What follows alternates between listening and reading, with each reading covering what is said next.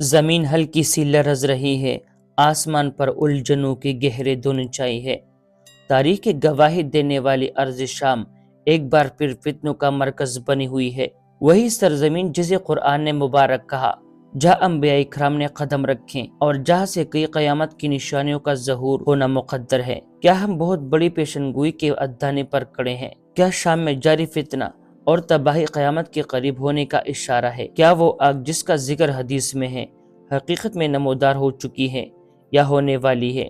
رسول اکرم صلی اللہ علیہ وآلہ وسلم کے زبان مبارک سے نکلے ہوئے الفاظ، احادیث کی روشنی اور آج کی زمینی حقیقت، کیا ہم ان ٹکڑوں کو جوڑ کر ایک خوفناک تصویر کی طرف بڑھ رہے ہیں؟ آج کی ویڈیو میں ہم جانیں گے ماضی کے اسرار، موجودہ حالات کے سچ اور آنے والے وقت کے جھلک کی جانب۔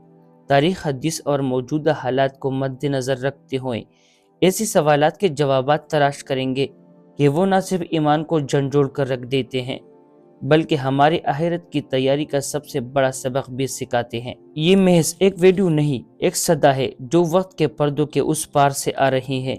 کیا اب تیار ہے؟ قرآن مجید فرقان حمید میں شام، بلاد الشام کے سرزمین کو مبارک مقدس قرار دیا ہے۔ اس کا ذکر سورۃ اسراء میں ملتا ہے۔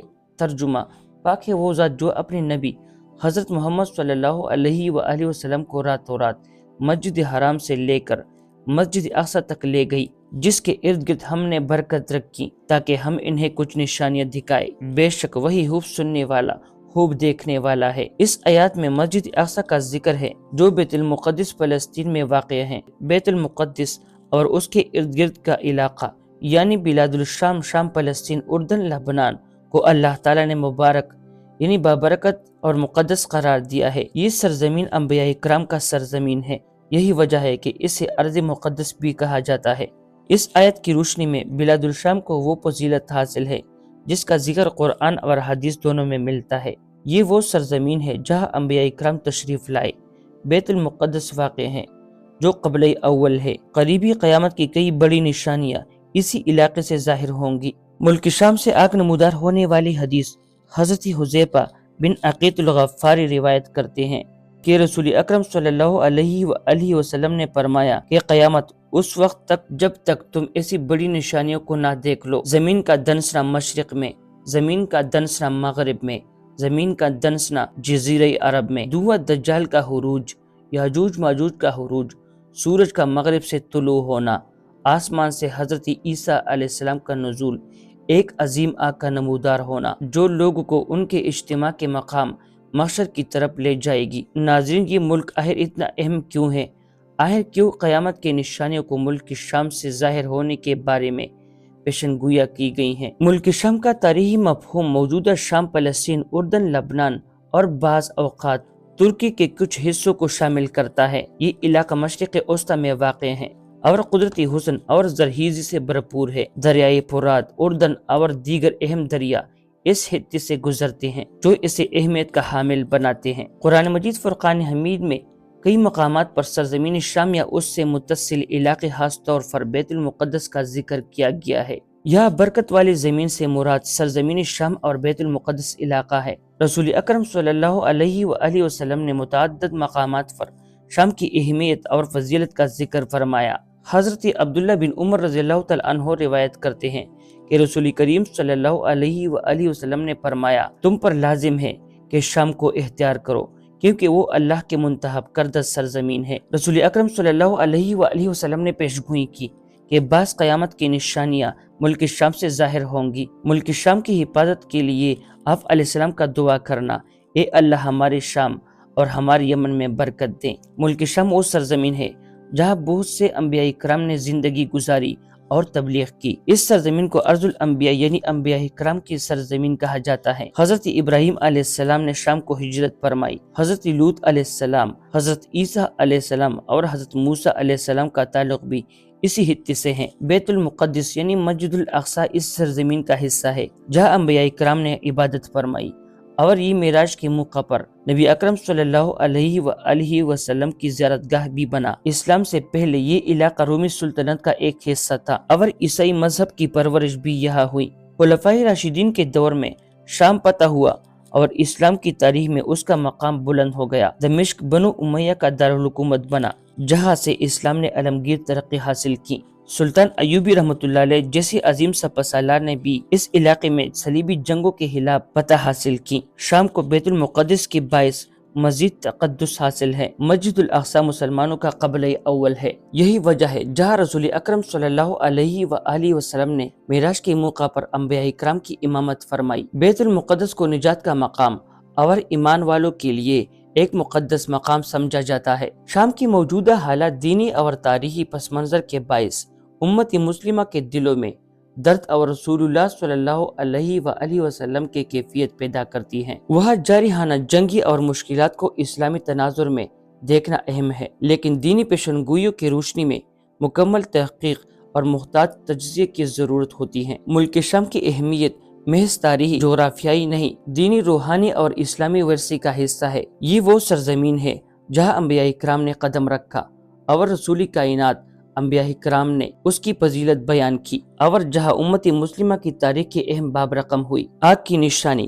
رسول اکرم صلی اللہ علیہ وآلہ وسلم نے قیامت کی بڑی نشانیوں میں ایک نشانی عظیم آگ کو بیان فرمایا، جو لوگوں کو ان کے اجتماع کی جگہ یعنی محشر کی طرف دھکیل دے گی۔ دیگر روایات میں یہ واضح ہوتا ہے کہ یہ آگ ملک شام کے علاقہ یا اس کے ارد گرد نمودار ہوگی۔ حضرت عبداللہ بن عمر رضی اللہ تعالیٰ عنہ سے روایت ہے کہ نبی اکرم صلی اللہ علیہ وآلہ وسلم نے فرمایا، قیامت اس وقت تک برپا نہیں ہوگی جب تک حجاز موجودہ سعودی عرب سے ایک آگ نمودار نہ ہو، جو بصرہ شام کا ایک مشہور علاقے میں موجودہ لوگوں کے لیے روشنی کرے گی۔ علماء کرام نے قیامت کی اس نشانی کے بارے میں کچھ یہ تشریحات بیان کی ہیں۔ بعض علماء کہتے ہیں کہ قریبی قیامت میں یہ ایک حقیقی اور عظیم آگ ہوگی جو شام سے نمودار ہوگی اور لوگوں کو محشر کے مقام تک لے جائے گی۔ یہ ایک موازنہ عمل ہوگا جو اللہ تعالیٰ کی قدرت کے تحت ظاہر ہوگا۔ بعض علماء اس بات کو تنایبی قرار دیتے ہیں کہ شام میں فتنے اور جنگوں کا سلسلہ ہوگا جو پوری عالم پر اثر ڈالے گا۔ میرے اندازے کے مطابق جو دوسرا تجزیہ ہے وہ بہت زیادہ مضبوط ہیں، کیونکہ آگ کو ہم ہتھیاروں سے تشبیہ دے سکتے ہیں۔ فلسطین، اردن اور شام میں استعمال ہونے والے اسلحے کو ہم آگ سے تشبیہ دے سکتے ہیں۔ آج کل کے جنگی حالات اور قدرتی آفات کو بھی اس حدیث کے تناظر میں دیکھا جا سکتا ہے۔ ماضی میں بھی کچھ واقعات کو اس نشانی کے قریب سمجھا گیا۔ 1258 میں ایک بہت بڑی آگ مدینہ کے قریب وادی ہجر میں ظاہر ہوئی، جس نے تقریباً 3 ماہ تک علاقے کو روشن رکھا۔ یہ آگ انتہائی شدید اور لمبا تھی کہ دور دراز علاقوں میں بھی دیکھی گئی۔ کچھ علماء کرام نے کہا اس واقعے نے قیامت کی نشانیوں کی مزید قریب آنے کی علامت کو ثابت کیا، تاہم یہ قیامت کی اصل نشانی نہیں تھی۔ واضح رہے کہ یہ آگ جو حدیث میں بیان ہوئی قیامت کے بالکل قریب پیدا ہوگی، اور اسے خاص موجودہ دور کے واقعات منسوب کرنا محتاط رویہ اختیار کے بغیر مناسب نہیں۔ شاہ ولی اللہ رحمۃ اللہ علیہ فرماتے ہیں قیامت کی نشانی ایک خاص ترتیب کے ساتھ ظاہر ہوگی، اور ان کا تعلق آخرت سے زیادہ اللہ تعالیٰ کی طرف رجوع اور عبرت حاصل کرنے کے لیے ہیں۔ شام سے آگ نمودار ہونے والی حدیث رسول اکرم صلی اللہ علیہ وآلہ وسلم کی اہم پیشن گوئی ہے جو قریبی قیامت کے وقت میں ظاہر ہوگی۔ آج شام کی صورتحال یا دیگر موجودہ حالات اس حدیث کا حرف بحرف مشتاق نہیں کہلائی جا سکتی۔ ہمیں اس معاملے میں علماء کرام سے رجوع اور محتاط رویہ اختیار کرنے کی ضرورت ہے۔ نبی اکرم صلی اللہ علیہ وآلہ وسلم نے شام میں ہونے والے فتنوں کے بارے میں پیشن گوئی فرمائی۔ حضرت ابو ہریرہ رضی اللہ تعالیٰ عنہ سے روایت ہے کہ نبی اکرم صلی اللہ علیہ وآلہ وسلم نے فرمایا ان قریب فتنے ظاہر ہوں گے، پس فتنوں کا مرکز مشرق میں ہوگا اور تم دیکھو گے کہ فتنے شام میں گھر کریں گے۔ اس حدیث کو دیکھتے ہوئے علماء کرام نے واضح کیا کہ شام ایک وقت میں کئی آزمائشوں کا مرکز بنے گا، اور وہ وقت ایمان والوں کے لیے آزمائش ہوگا۔ فتنوں کے وقت نبی اکرم صلی اللہ علیہ وآلہ وسلم نے صبر اور اللہ کی طرف رجوع کرنے کی تلقین فرمائی۔ حضرت عبداللہ بن عمر رضی اللہ تعالیٰ عنہ بیان کرتے ہیں کہ رسول اکرم صلی اللہ علیہ وآلہ وسلم نے فرمایا کہ ایسا وقت آئے گا کہ بیٹھا ہوا شخص کھڑے ہوئے شخص سے بہتر ہوگا،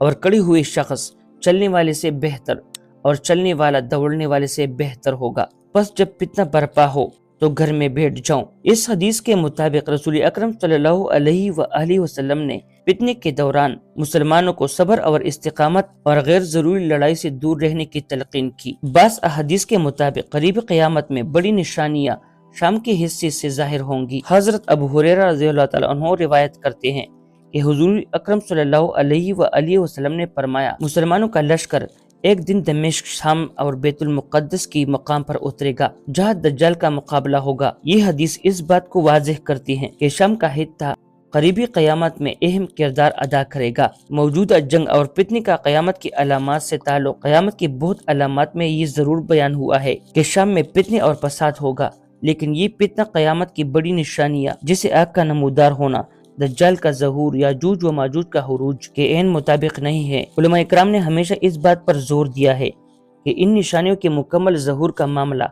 अल्लाह ताला के इल्म में है और हम उनके तारीख पर वक़्त का तयन नहीं कर सकते।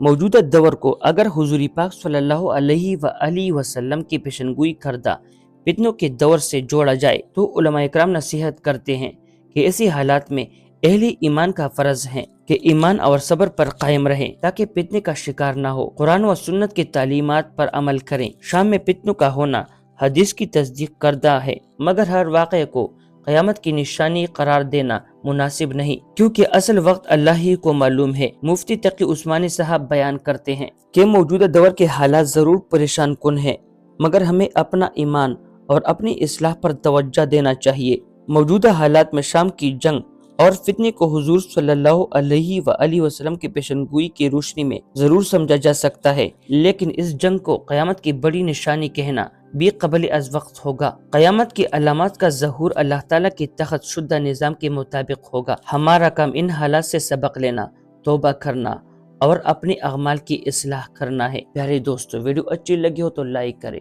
और अपने दोस्तों के साथ भी शेयर करें।